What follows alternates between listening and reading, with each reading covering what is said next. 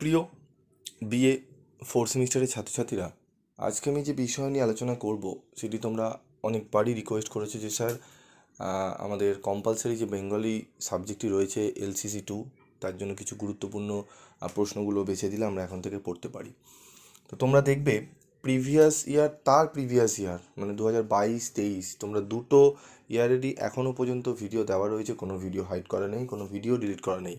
তোমরা সার্চ করবে 2023-এর সাজেশান, দেখবে সবার উপরে তোমরা দেখতে পারবে, এবং 2023-এর প্রশ্নপত্রটাও তোমরা মিলিয়ে নেবে।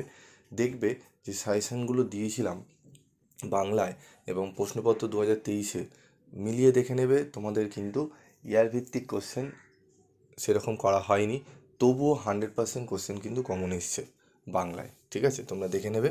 যেরকম টিকাগুলো যে 5 নম্বরেরগুলো কোনোটাই ইয়ার ভিত্তিক দেওয়া হয়নি, তবুও দেখবে তোমরা কোশ্চেন কমন পেয়েছো। তোমরা একবার মিলিয়ে নেবে যাচাই করে, তারপর তোমরা এই সাজেশনটি যেটা 2023-24 আমি দিতে চলেছি সেটিকে বিশ্বাস করবে। ঠিক আছে, তো প্রিভিয়াস যে সাজেশনটি রয়েছে সেটার সাথে 2023-এর কোশ্চেনটা একবার মিলিয়ে দেখে নেবে। তো আজকে আমি তোমাদের বাংলা যে LCC 2 পেপারটি রয়েছে, বাংলা ভাষা বিজ্ঞান সাহিত্যের রূপভেদ ও কাব্য, গুরুত্বপূর্ণ প্রশ্ন 2024-এর জন্য কী কী রয়েছে সেগুলো নিয়ে আলোচনা করব। আমি প্রিভিয়াস ভিডিওতে তোমাদের সিলেবাস এবং বইয়ের নাম বলে দিয়েছিলাম। তোমরা আশা করি সেই বইগুলো কালেক্ট করে নিয়েছো, এবং যদি রেফারেন্স বই কিনতে চাও কিনতে পারো। তবে আমি বারবার বলেছি, যে বইটি বলেছি টেক্সট কাম সহায়িকা বই, নোটস বই।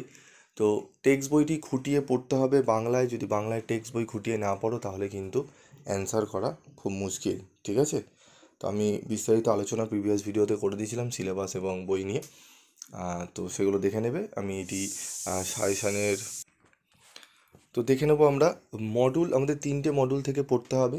তো আজকের এই ভিডিওতে আমি মডুল 1 থেকে কী কী প্রশ্ন, যে প্রশ্নগুলো বলবো সেই প্রশ্নগুলো যদি করে নাও 100% প্রশ্ন তোমরা কমন পাবে, এটুকু বলতে পারি। মডুল 1 থেকে তোমরা দেখবে কী কী প্রশ্ন পড়বে। প্রথম প্রশ্ন হচ্ছে বাংলা শব্দ ভাণ্ডারের বিভিন্ন উপাদান সম্পর্কে উদাহরণসহ আলোচনা করো, অথবা রেখাচিত্রের সাহায্যে বাংলা ভাষার শব্দ ভাণ্ডারের সংক্ষিপ্ত পরিচয় দাও। 2, শব্দার্থ পরিবর্তনের যে কোনো দুটি ধারা সম্পর্কে উদাহরণসহ আলোচনা করো। 3, বাংলা ভাষার উদ্ভব ও বিকাশের ইতিহাসটি চিত্রসহ আলোচনা করো। 4, উদ্ভব শব্দকে কটি শ্রেণীতে ভাগ করা যায় ও কী কী, এই শ্রেণীর শব্দরাজি সম্পর্কে সংক্ষেপে আলোচনা করো। এই যে 4টি প্রশ্ন দেওয়া রয়েছে এখানে, এই 4টি প্রশ্ন যদি তোমরা করে নাও 10 নম্বরের এখান থেকে 100% প্রশ্ন কমন পাবে। ঠিক আছে, এবং এর সাথে তোমরা 5-এর যে দুটি প্রশ্ন পড়বে, 5-এর কমন পেতে পারো। সেটি হচ্ছে বাংলা শব্দ ভাণ্ডারের আগন্তুক শব্দ ভাণ্ডার সম্পর্কে সংক্ষেপে আলোচনা করো, অথবা এখানে 6 নম্বরের প্রশ্ন যেটি রয়েছে ব্যক্তিগত বা মনৈশ প্রবন্ধের বৈশিষ্ট্যগুলি সংক্ষেপে উল্লেখ করো। এই দুটি 5 নম্বরের প্রশ্ন পড়ো, আর ওপরের 4টি প্রশ্ন 10 নম্বরের জন্য পড়ো।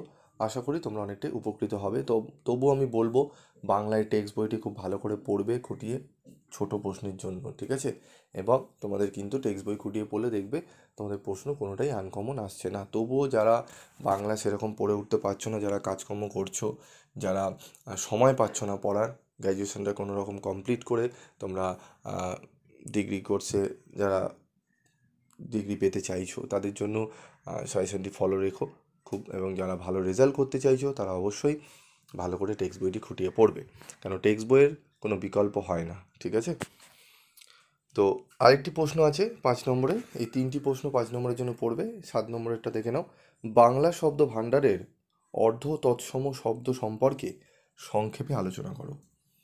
ঠিক আছে, এই প্রশ্নগুলি পড়বে, এবং আরেকটি প্রশ্ন দেয়, বলবে উদাহরণসহ সংজ্ঞা দাও। মানে এই যে আলোচনা করলাম আমি মানে 7 অবধি, তার মধ্যে একটি 10 একটি 5 পাচ্ছ, আবার উদাহরণসহ সংজ্ঞা দাও, এখান থেকে একটি 5 পাচ্ছ। মানে মডুল 1 থেকে আজকের যে আলোচনা এখান থেকেই কভার হয়ে যাবে তোমাদের 20 নম্বর। বোঝা গেল? তাহলে 20 নম্বর কিন্তু 65-র মধ্যে 20 নম্বর তোমরা কভার হয়ে গেলো। যদি ঠিকঠাক উত্তর ভালো করে লিখতে পারো তাহলে কিন্তু 20 থেকেই আমরা কিন্তু 15 নম্বর তুলে নিতে পারি অনায়াসে, কমপক্ষে। ঠিক আছে, কারণ 5 নম্বরের দুটো প্রশ্নতেই কিন্তু 4 করে অনায়াসে তোলা যায় যদি ঠিকঠাক উত্তরের কোয়ালিটি থাকে, এবং 10-এরগুলোতে আমরা 8 করে ধরি। ঠিক আছে, তাহলে 8, এদিকে আমাদের হচ্ছে 4 8 16, মানে আমি 15ই ধরলাম ন্যূনতম। 15 কিন্তু তুলে নেওয়া যাচ্ছে। ঠিক আছে, তারপরে এখনও মডেল 2 মডেল 3 বাকি আছে। তো উদাহরণসহ সংজ্ঞা দাও, এই 7টি যদি পড়ে নাও, এই 7টি থেকে তোমরা দুটো দেবে, দুটো প্রশ্ন থাকে, একটার সঙ্গে একটা অর মানে কয়ে দেবে অথবা ক্ষয়ে দেবে। তো সেখানে তোমরা দুটোর মধ্যে একটা করতে পারবে, তো দুটোই তোমরা কমন পেয়ে যাবে। ঠিক আছে, কী কী আছে?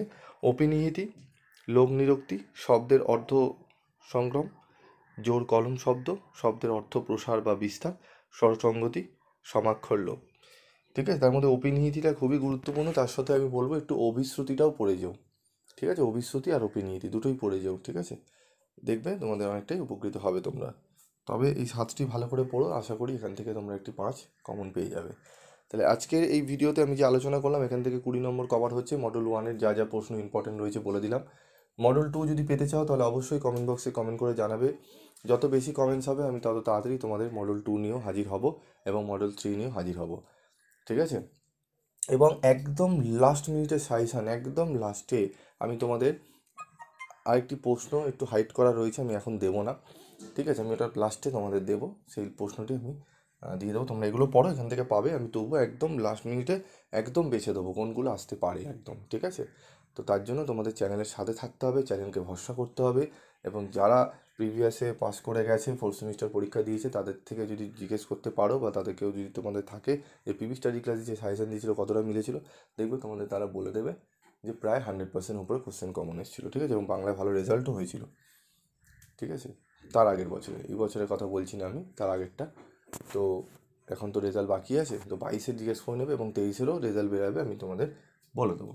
তো আজকের মতো এটুকুই, দেখা হচ্ছে পরবর্তী ভিডিও ক্লাসে। সকলে ভালো থাকবে, সুস্থ থাকবে।